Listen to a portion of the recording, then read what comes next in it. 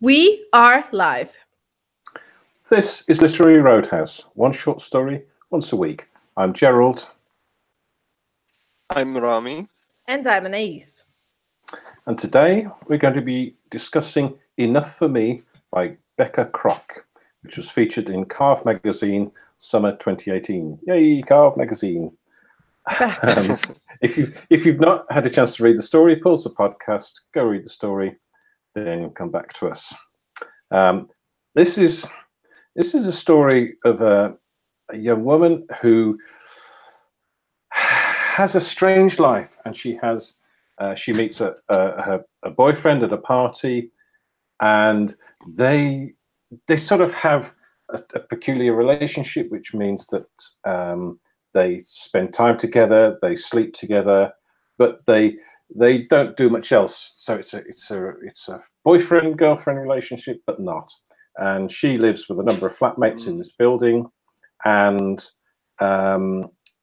there's an old woman who lives upstairs who keeps leaving gifts and presents and things she doesn't want anymore.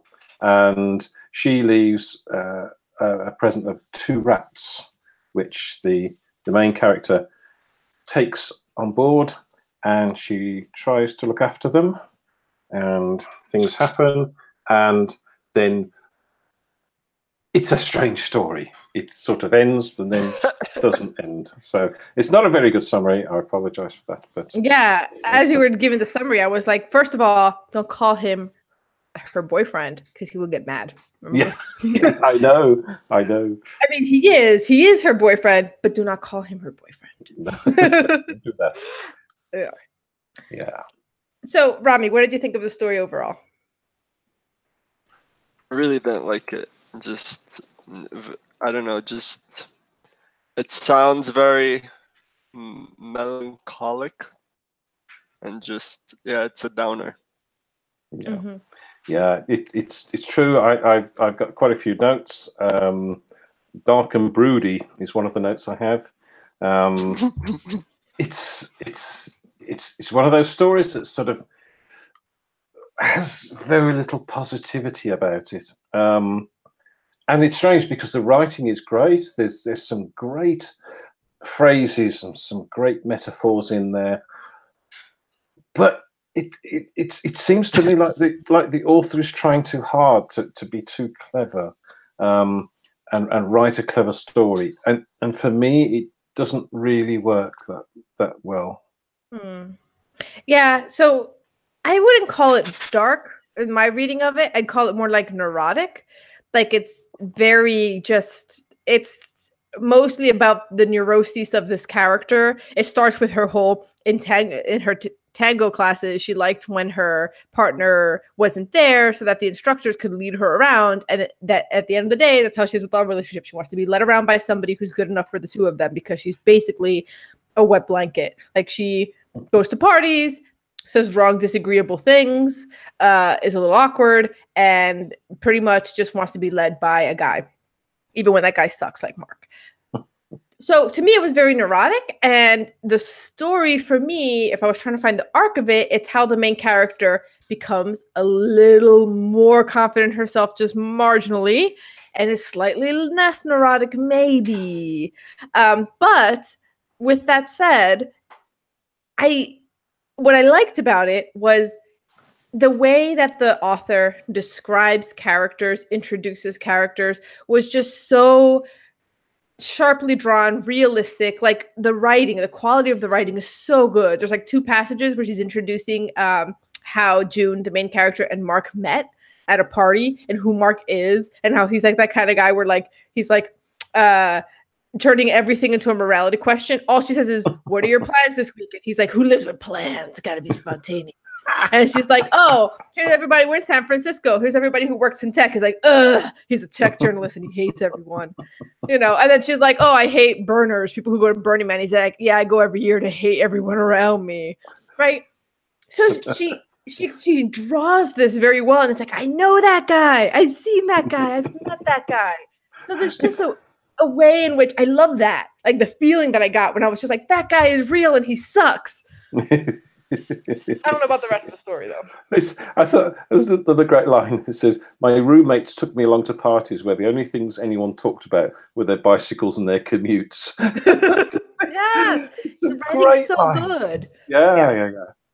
And Yeah. it's kind of frustrating because it's hard to get the story out of this story. It's hard to work out where it was going and work out if there's a subtext, and maybe there is a subtext, and maybe there's a something about being alone or not needing friends or something like that. But for me, it's buried really, really deep down, and I'm sort of digging down, trying to find that connection and that link throughout the story arc itself, and it's, I don't know, maybe it'll come out. Yeah, I mean, for me, the more we talk about it, the more I realize I think Fran is the counterpoint to June. And so remember, for most of the story, Fran is depicted as kind of sad and pathetic until you actually meet her. Fran is the loner who's allegedly, well, according to the best guess of June and her roommates, throwing everything away because she's preparing for death. Like, it's the most like grim thing. She lives alone. And the only thing she has to look forward to right now is dying. So she's gonna clear out her house. Like, it's like very pathetic. But then when you meet Fran, you realize she's not preparing for death. She's just clearing out her house. Her partner, who like her like good friend, I don't know if they were romantically involved or not, but somebody she was very close to, I think they were romantically involved, died 8 years ago. She is content living in herself. All the little notes that she writes show a sort of awareness of self. She's like, hey, you can have these rats, don't ask me about them. Hey, you can have this globe, I don't want to have a chat about it. You know, like she's very confident in who she is. She is more than enough for herself in a way that June is not, and that ties into the title. So I think that's there. But it's just like, what I'm still just struggling. Like, I see all these little like floating pieces, and then when I try to connect them with like a story arc, it's like, Mark sucks, Fran isn't as pathetic as we all thought. The end. Yeah. I mean, it's the title of the story is, you know, is maybe a clue, a title enough for me. So it's right at the end where Fran says, oh, she doesn't. I thought she did. But the intimation is that, oh yes, Fran continued, I learned that one friend is enough for me. And she says, I have one friend, we're very dear friends. Oh, that's nice. Now he's on the other side. He passed away 8 years ago, but we're still great friends. We have a great time. And so it's a bit weird, but you know, maybe it's something to do with that. And one of the rats died, and is the remaining rat enough for June? Don't know. Well, that's the thing too. The rat that dies, the reason she likes that rat is partially why she likes Mark. So when does she like Mark the most? Whenever Mark is saying kind of like desperate, insecure things, like, I was never enough for my father, right? I was never good enough for my father. That's what she's like, yes, tell me. Let me soothe you, right? Like, that's her favorite moment. And it was like that with the rats, Heaven and Earth. Heaven, which the names are like, there's got to be something more than names, but Heaven is the one that needs her, and Earth is more like Fran. Earth is just doing its thing. It's going around. It's eating the pellets. It's running in the wheel. It doesn't need anything else. Yeah, and Heaven seems to be the one that's more sort of satisfied with its life. Heaven is the one that will climb on her and sit in the hood of her hoodie and sort of get carried around the apartment with her. So it seems to be that the rat has created a bond with her, and the other one just doesn't care. The other one, although they're both female, he strikes me more as a male. So he just goes running around and doesn't care, and tries to eat, chew through cords, electrical cords, and stuff like that. So he's almost a complete antithesis of Heaven. So maybe there's something there as well. There's sort of two opposites, and I mean, I think they're June and Fran, right? Heaven is June because Heaven wants to be carried around by someone else and is very needy, the way June is. June needs to be carried around by someone else, and Fran is like, I'm just gonna eat these pellets. Bye, don't talk to me. Like Fran is. Maybe. Maybe that's it. That's yeah. So Fran doesn't need, her only friend is dead, but she still has a great time with him, which is a bit strange. So yeah, maybe that is it. Maybe that's it. And there's a bit there. So Fran's talking and said, I used to live at Stanford. I had to move, but I remember it. See, that's the intellectual property. I knew Ted. He was a lawyer in something called intellectual property. Now, sometimes I think back. I moved away from the physical property, but it's the intellectual property you can't let go of, which sort of it sort of means something, but I don't know what. I think Fran, when she says she still has a good time, it's in her mind. The intellectual property is what she knows of him. It's the memories of him and the good times they shared. That's how I read it. That's good. That would work. So the physical him is gone, but he's still there in her mind. Yeah. Yeah, that part endures. Okay. So that's pretty good. Yeah. So we're getting somewhere, I think. We're getting somewhere. We're getting somewhere. Rami, has this shed any light on the story? You said you didn't like it at all. Do you like it a little more now? I mean, I didn't pick up on the what would you call it? The relationship between, or how the rats could be a metaphor for them, but besides, I feel that stories in general should be either entertaining or cause you to think about things, not put you in a down mood. But then through this wonderful discussion, we're thinking about things. We're thinking about the story and how people relate to each other, and what friends or what relationships do you need? Do you want? And is the intellectual relationship of someone who died 8 years ago worth more to the individual than a physical relationship with someone who's alive now? Yeah, but I think that choice between those two things is it's not accurate. Like, all of her roommates seem to have healthier relationships with other people, right? They're not waiting to be led around by someone else, and they're not complete recluses either. It's almost like, like they're like, let's go and do the beer mile, woo! Like, they're just like living their lives, having a great time. And June and Fran are the ones, they're both on the outside. Even if Fran is content in herself and June is not, they both are on some level of dysfunction, right? There's a middle ground here that the roommates sort of represent. And even like kind of like Layla, who's like a minor point to the side, but like, Mark orchestrates a threesome that neither one of the women are like super excited about, but they're going along with anyway. And then also I like, okay, there's all these little gems in there. I like how Mark is like, you're not really bisexual unless I witness you making out with a woman. Like, that's basically the subtext. Like, just like Mark sucks. Mark's the worst. I hate Mark. He seems he seems a bit of a life suck, doesn't he? Like when he's first brought into the story, and he makes all these sarcastic, snarky comments, and you think, and anybody else would just go, oh, whatever, and move on. I'm sure. But June is just so desperate for someone to lead her around and tell her what to do. And not only that, but then when like the threesome's happening, Layla and June start liking each other more than Mark. And there's that line where he like gets insecure about this and he inserts himself between them. Like, the threesome's only cool so long as both are fawning on him. As soon as the women might like each other more than him, he's threatened, which I think is very accurate to like men who think they want threesomes. There's a very like, many. No, but it's just like whenever like guys talk about oh, it's so hot when like women like make out with other women, what they really mean is, if I can put myself in there. They don't actually want that to happen when they're excluded. Then it sucks, right? That's very good. Yeah. Incidentally, I wouldn't mind. I wouldn't mind trying lemon ricotta pancakes. Is that a thing? I don't know. Probably. Oh, right. Yeah. Okay.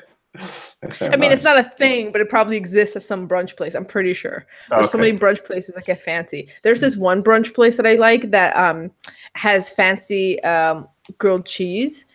It's just fancy cheese and fancy bread, but it's like with truffle oil on. It's just like the next. It's so good. It's the best grilled cheese. Oh, Very good. So yeah. So I think I feel like there's a lot to talk about with this story, but it's in bits and pieces, isn't it? It's like it's really hard, and there's so much good stuff. There's so many individual little bits, and so many times my file on the computer is full of highlighted sections, and you know when they're all going for the drink, and she says I swam upstream against their thumping and whooping. I just thought, what a clever, swam upstream. That's clever. There's so many clever things. Yeah, I when I finished reading it, I didn't necessarily dislike it. Like I said, there was a lot of stuff that as I was reading, I was like, real. Like anytime somebody hits something that feels like truth, I really appreciate that, especially when they write it well. And this author does write it very well. But by the end of it, I felt like it felt to me like this is someone's journal entry that then they wrapped up in a thin cloak of fiction, like, which is good. That's how you know you're hitting a lot of truth, when it feels like this is so true that this came out of someone's journal entry, but it feels like someone working through some neuroses that they have, you know. Ram agrees. We're really dissing this author here. I'm not though, because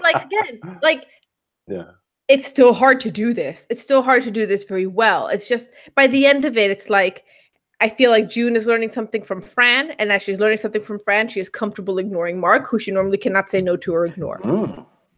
So that's good. There is a change. Because when Mark appears, she ignores him. You know, he whistles and she ignores him, so it has to come around the front, which he doesn't like to do for some strange reason. And he prefers the worst. Because he's the worst. Because he's Mark. So so there's some character development there that she's learning from Fran. Maybe there, and maybe she becomes not so desperate now to have this worst boyfriend ever in Mark, and maybe she's going to think, Fran's more happy with a dead friend that she lost 8 years ago, then maybe I can be happy with. Maybe she's going to be thinking a lot about the rat Earth. But no, Heaven died, didn't it? Heaven died. Heaven died, yeah. Yeah. Earth is still alive. Yeah. Little boy girl who's running around the. It's not a boy girl, it's a girl. You're the one that's struggling to accept that Earth is a girl.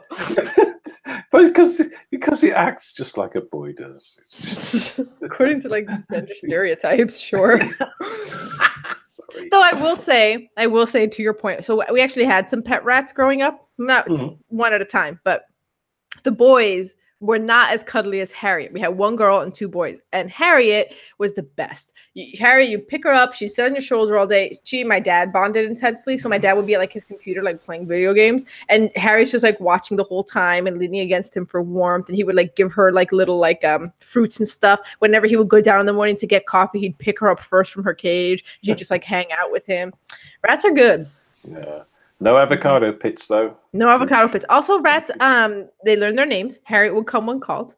Really? And she had a little ball so she could roll around the house and had freedom. What? Yeah, she had a clear ball she would use to get all over the house. Wow. Rats are good. Yeah, fancy. And they know not to poop on you.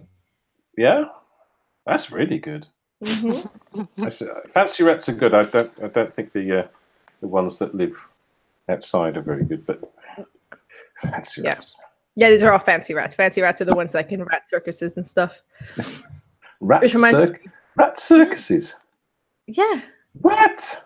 Yeah, like people who train rats to do tricks and then do like put on like a little obstacle course and they do their tricks and they go through and it's like a little rat circus. And there was one rat circus where the names were like Salmonella, Ebola, and Bubonique for bubonic.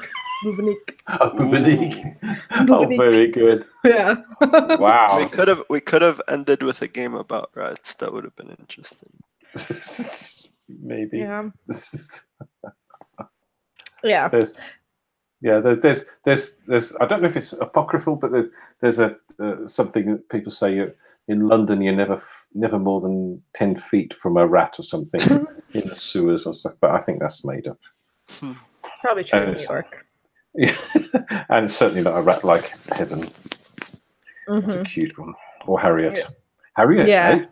H's. Okay.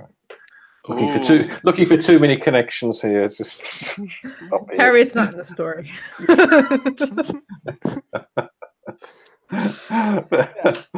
I mean, I think I talked myself into liking the story more and more. I think the only thing that I'm just like a little bit still like, is like, yes, this is all true, but it just feels a little bit like, I don't even know what the question is, because a lot of stories we read and the question, why is this important, is not a question I care about at all, because I'm just here to be entertained. There's a lot of stories we read where it's not important, but I had a great time reading it, right? So that's not the question I want to ask. I guess the question I want to ask is just like, I don't know. This is like a new thing right now where it's just like someone working through the neuroses of a character. Maybe that's what it is. Maybe it's just like, because I know this is real and I know it just feels a little bit like someone growing up. It just feels young. That might be what it is. It feels like a very neurotic tale of someone growing up a little bit. And I'm just like, okay, like that's it. That's what it is. Just a personal taste where I'm like, okay, June's growing up. Good for June. Dump Mark. Yeah, I think she will. Yeah. Mark is so last year. Yeah, and if, I mean, yes, we said way back early on in the days of this podcast, very early on, we are allowed to just like a story. It's we don't have to explain, or you can like it or not like it. So we've got the sort of freedom to enjoy reading a story, and I enjoyed reading this so much that I when I got to the end, I read it again straight away, because I enjoyed how she wrote and how it's constructed, and I want to find the depth and the sort of hidden messages or the subtle messages in it, and I want to sort of dig deep and understand more about it, because I think it's very clever. I think it's, and yeah, maybe it is just a neurotic young college student sort of learning to grow up and learning about the world. But it's done in a very sort of unusual way with strange characters, but it seems to tell the tale really well. Yeah. The writing is great. I did not at any point look up, get bored, wonder how much was left. I just got on it and it was like a tractor beam, went all the way to the end. So the writing was very effective. Yeah, so that's Rami, you seem still doubtful. Did you struggle to get through it? Yeah. I mean, yeah. basically. Yeah. Okay. Was there anything you liked about it? Anything that when you read it, you were like, got a little smile out of you? I'd have to think about that and get back to you. Wow. Okay. That's bad. Yeah. You have to work that hard. No, I don't know. I mean, no, that's not true, because I was gonna say maybe it's the font, maybe it's something else. But we've read other stories in Carve, and the font is fine. It's not the font. That's the worst excuse for not liking a story I've ever heard. That's so hilarious. Oh my word. It's a font. I'm trying my best to attribute it to external kind of reasons. Oh yeah. It's you're allowed to not like it. It's fine if you didn't enjoy. I mean, you didn't enjoy the writing. You didn't. None of the sort of phrases we picked out. None of those sort of made you smile or thought. No, That's yeah. No, there were some nice ones, I guess, but but I mean, I didn't like highlight them. So I wasn't just being kind of facetious. I really was gonna like look and see and try to remember if there was something. Okay. And I think maybe because we all know that you enjoy parables and you enjoy stories with some sort of something at the end, where some sort of resolution or some sort of something that the character learns at the end. So if she is learning to be more comfortable with herself and realizing that she doesn't like this she doesn't have to hold on to this loser mark, then that's something she's learning, and that's something that she's learnt over the story. And that goes back, I mean, and I use this point about the story sounding like it's the story of someone who's kind of working through their own issues, which maybe for readers could inspire some kind of life changes for people going through similar situations and making connections there, I guess. So I see some utility in that. Yeah. And like I was saying, I don't think a lot of stories need to have utility. Some stories are just like, but Gerald, you said earlier also, you said, oh, college students. And I don't think they are college students because I think they'll have jobs. She talks about how her job, but it's very telling that you said college students, because I had to check that in myself. I was also thinking of them as college students because it's 5 people living together and they act so young. The beer mile thing and everything about June. But I don't think they are college students. I think they're all already working, but they're young. They're definitely like just graduated. I think in San Francisco, it's very normal for a bunch of people who've already graduated to live together because it's so expensive. Yeah. But it is just something about June's character, her need to be led by other people, her need that she's never enough for herself, that feels so young. I think learning to be comfortable with yourself is something that you develop as you grow older. And some people take longer to get there than others. Yeah. I mean, one of the highlighted sentences is the start of this section where she says, "I met Mark at a party where I was alienating my roommate's friends and drinking too fast." So that's a lovely line. I like the sort of rhythm of that line. And then she says she has 4, and even I really like this. I had 4 roommates: Jorge, Ingrid, Eric, and Susan, all upbeat software engineers, except for Susan, who was a data scientist, and Jorge, who was reserved. I don't know. I just love that sort of the way she did that. It's very, really, pretty clever. Also, they spent their time playing sports and pickling vegetables. Again, all these little like markers to we're in the Bay Area, everybody. Like these sort of little things, there's all these little like ticks. Yeah. It was good. It was good. There was a lot of truth. It was very smart. It put you in the place very well. Like, how sometimes there's a story will say, hey, this takes place in Boston, and that's the only way you know it's in Boston. This one, she didn't have to tell me it's San Francisco, and I probably could have guessed. There's all these other little markers that make it very clear. Yeah. It's good. I'm talking myself into a higher rating. I guess I'm like over the neuroses type stuff where it feels like a saying thinly veiled as fiction. But Carve, that's its style. It loves that. It loves those stories where it's like, I think this is someone's journal entry again. That's what Carve always goes for. I know Maya's tried to get some stuff in Carve, so maybe that's where she's gone wrong. Maybe she does the journal. Yeah, she should submit a journal entry and be like, yes, it's a story about Mia. Just like, not me. Very good. Yeah. No, that might work. Yeah. Yeah, I'm going to stop choosing stories from Carve for a bit. No, I think it's fine. I there are some stories that we heard from Carve that I really, really, really loved when it feels like it's exploring some truth and there's still a journal entry, but not just about someone's neuroses, but it's about something else. And we have gotten that from Carve. Yeah. But I talked myself into a higher rating, so. Me too. Good. No, the more I talk about it, the more, and even trying to convince Rami that it's a good story. It's normally I think, well, whatever, it's okay, but no, it's a good story. No, I like it. Yeah. So are we ready to rate? Anything else to add? Anything in your notes, Gerald? No, we've done various. Yep.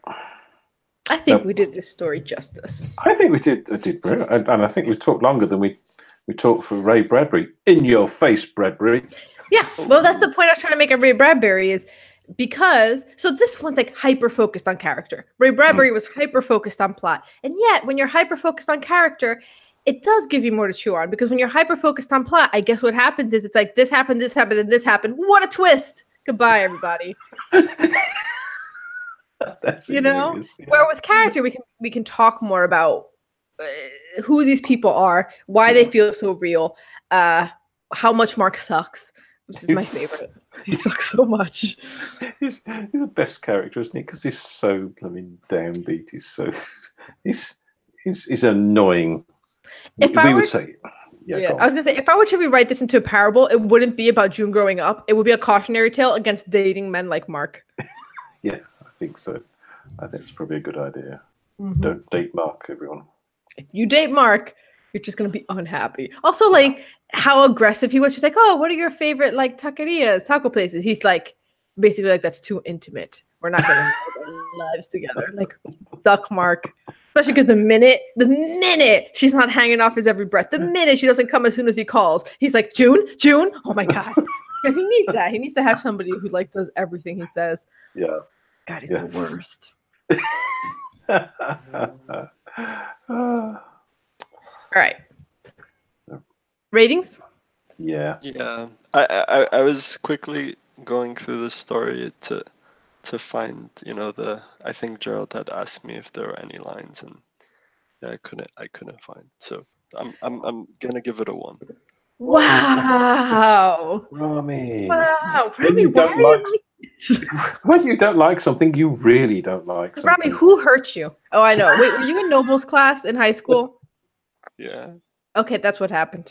We went to high school together, and we had an English teacher who he liked to use intimidation as a teaching tool. So there were certain English rules that when he would give them to you, he would slap the desk with both hands and be like, "Never!" And like it would be things like put a colon after a verb, like just really intense. I liked him. I mean, I liked him too because when we were actually discussing literature, it was so good. All the projects we did for like Shakespeare and stuff were good. Or when we all had to come and dress as Greek gods, that was a fun day. But like he just would slap the desk, he would go red in the face, he would scream about it. And then if you broke one of the rules that he like slapped his hands on the desk about, it was automatic failure. You didn't just lose some points, you lost. What? You failed. Automatic failure. Like on a test or a paper, F. Do not break that rule. I slammed my hands. You should know if that didn't work, you failed. Wow. It was intense. Wow. So I think Rami has learned how to grade based off of Mr. Noble. Excellent. Oh, yeah. Who hurt you, Rami? Yeah, who hurt you? I know who hurt you, Mr. Noble. Yes, he's the one. Well, I'm up at. I've gone up a whole mark. I'm now 5.5. Wow. I really liked it. I went up half a mark to 5. Yeah. Mm-hmm. Here we go. Okay. Wait, real quick, since we're like going into the lives of Rami and Anais in high school. Rami, what did you dress up as for the Greek Gods Day? I have a really bad memory with these things. So until you mentioned it, I had completely forgotten. I remember I was Demeter, the goddess of like the harvest. Lush, great. Yeah, I had a horn of plenty on top of a staff. I went all out. What? Mm-hmm. Rami's obviously blocked it from his mind. Is something happened that day, didn't it? I think that's what we're talking about here. And now he's a harsh grader. So Becca, Krock, if you listen to this, don't blame Rami. Blame Mr. Noble. He's dead now, but you could blame him anyway. Okay, so there's no game today because next week we're welcoming a guest, author Tim Weed. Tim recommended that we read Roman Fever by Edith Wharton. So go read that. But before you go, now that we've engaged in the intimate act of literary discussion together, we can feel comfortable having long chats in the comment section at literaryroadhouse.com. If you don't get what I'm referencing, read the story because Mark sucks. Mark has this whole thing where he'll only talk to her like a person after they have sex. Okay? Because Mark is the worst. All right. Step away from Mark. Just step away from Mark. All right, moving on. You can also join an orgy of book lovers by joining the discussion on Twitter at Lit Roadhouse, or in our Facebook group for fans, the Literary Roadhouse readers. If you say the wrong thing at parties and find your job meaningless, like June, join the Literary Roadhouse Book Club, where we discuss full fiction novels every month. This month, we're reading Sing Unburied Sing by Jessamine Ward. Lastly, we need to fly to San Francisco, find June, and stage an intervention to get her to stop being attracted to shitty people and start being attracted to good people. Help cover our intervention and podcast expenses by making a contribution on patreon.com/literary roadhouse. Every bit helps. And as always, share this podcast with the old hermit giving you hand-me-down rats. Until next time, read a good story.